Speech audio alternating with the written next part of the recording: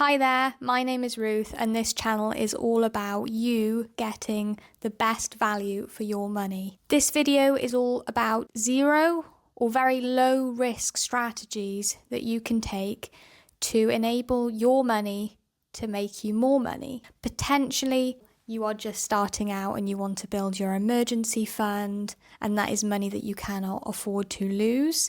You might want to exclude yourself from the volatility of the stock market, or you might have a very particular saving / money goal in mind for a very short duration. The next year, 2, 3. Fear not, if you've got a little bit of time and you've got a little bit of money to get started, or you can see that you're going to be able to save a little bit month by month, then stay tuned for my 4 key methods to building wealth on essentially zero risk. As always, I like to try and tie it back to my own experiences, so I will be talking you through the things that I personally have done to add an extra couple of thousands of pounds to my net worth over the past few years. And then finally, this is really going to be crucial information to you so that you do not find your hard-earned money eroded by inflation. And as we all know, over time, money gets less and less valuable as things become more expensive, and therefore it is folly, really, to just put your money in a current account or something that is just not competitive, where you can certainly be making interest or you can be making additional money on your money. Why not have it work for you instead of always having to work for money? With that being said, the very first thing I'm going to be talking to you about today is my own Trading 212 account.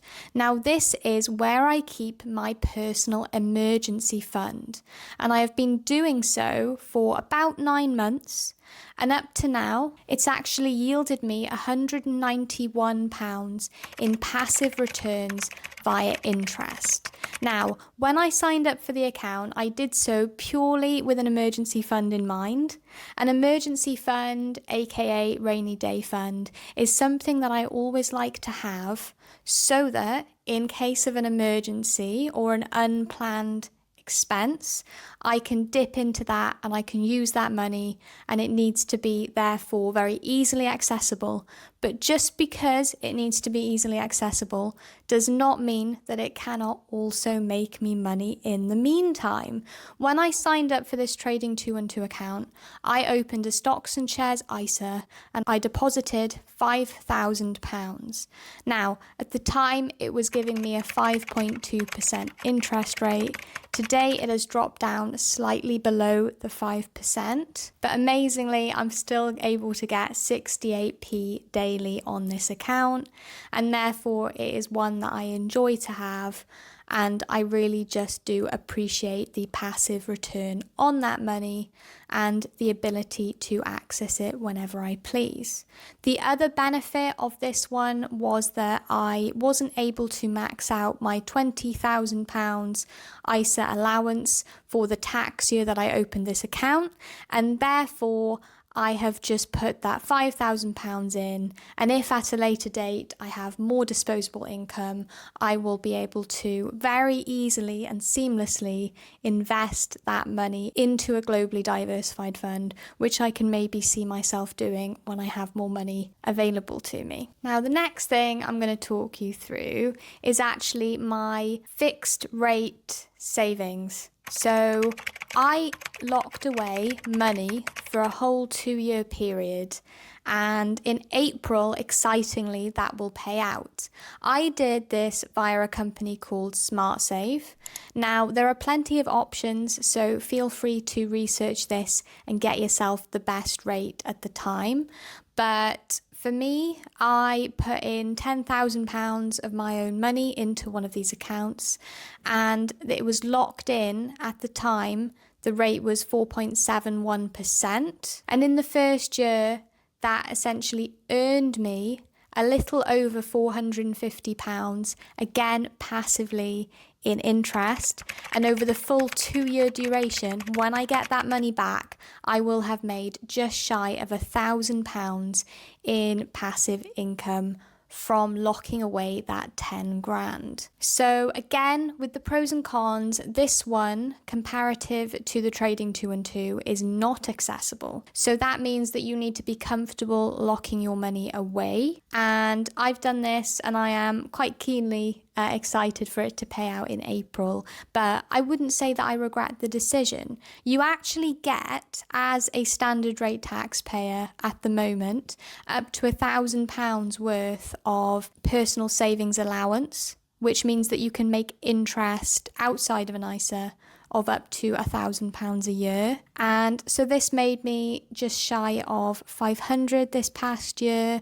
So I haven't maxed that out. Now, if you're a higher rate taxpayer, your allowance is £500. So again, another way that I've been able to compound my net wealth and do it in a way that is 0% risk and therefore very easygoing on the nerves and something that you don't have to necessarily worry about. I should maybe say that the current rates for this account are pretty decent and similar to what I locked in at. So I think it's 4.76 for a 1-year fixed rate and then 4.60 at a 2-year fixed rate. So again, something to think about, potentially not maximizing the most percentage-wise that you could make, but definitely worth considering if you have a fixed term that you know that you just want to keep that money earning a little bit back for you, and you maybe want to keep that money out of touch so that you can then focus on that ultimate goal,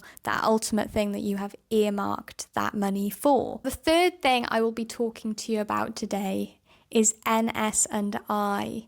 ns&i do premium bonds, which is a very low risk option if you want to purchase some government bonds. And I know this is a hugely popular avenue for saving here in the UK, but it's something that we dabbled in. And I actually at one point held £15,000 in ns&i premium bonds. So my story is that in January of 2021, I deposited £14,200 into ns&i. And I had the idea that I would use that as my emergency fund because it is relatively easily accessible. The money is not at risk.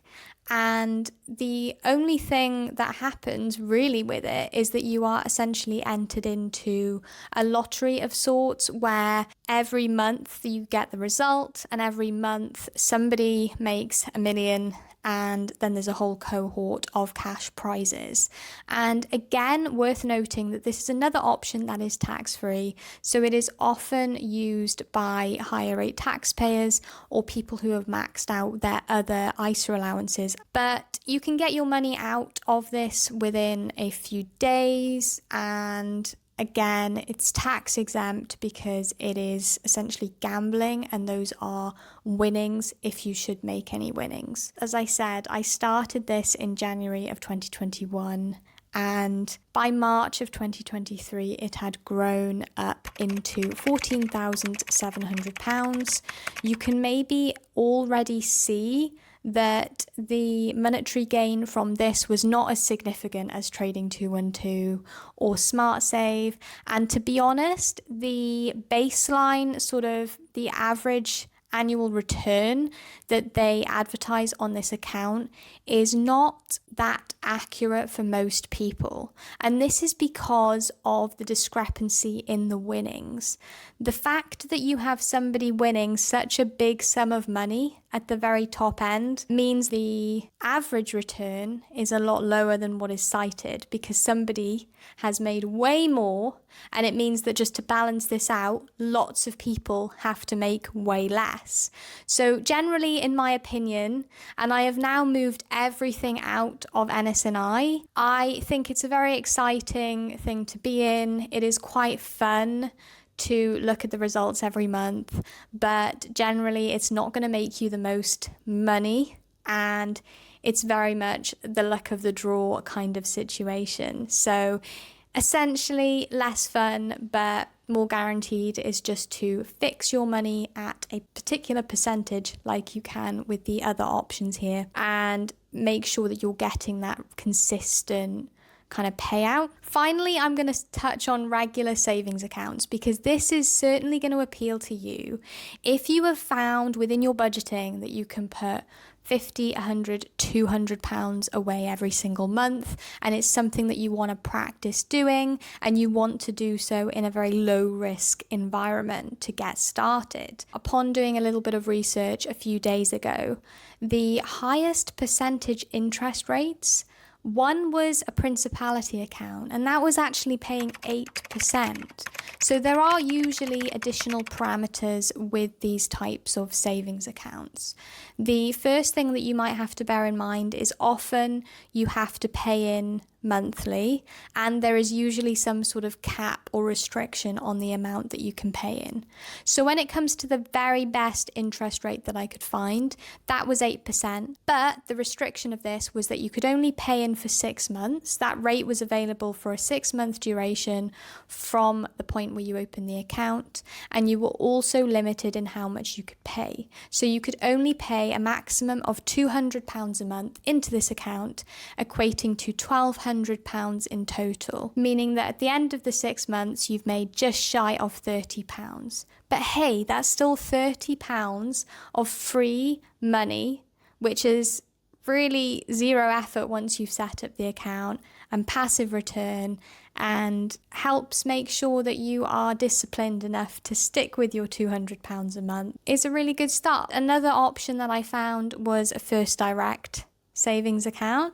So this one was a little bit lower, but still very good, 7%. It actually had a broader time span, so it could be a full 12-month period that you could pay in at, and the maximum payment for this one was £300 a month. So you could do up to £300 a month for 12 months, which would yield you, drumroll, a grand total of £136.50. So there you go.